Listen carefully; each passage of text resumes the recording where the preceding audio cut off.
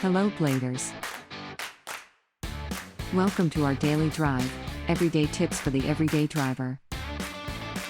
Basic necessities you need in your car in case IT breaks down and you cannot find help. Number 1. Jump start kick wires. This is known as booster cables or jump leads, are a pair of insulated wires of sufficient capacity with alligator clips at each end to interconnect the disabled equipment/vehicle.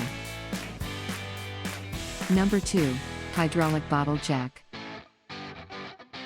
This is used to lift cars, maybe if you get a flat tire or any broken car problems. It simply signifies that the liquid inside a container is incompressible, that results in similar pressure within a container at each point. Number 3. Tool set.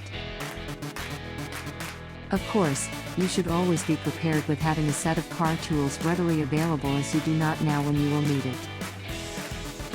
Each tool has a specific purpose for the machines of your car, so best to always have something to rely on when things go south. Do you agree with our list? Or did we miss some of the ideas had in mind?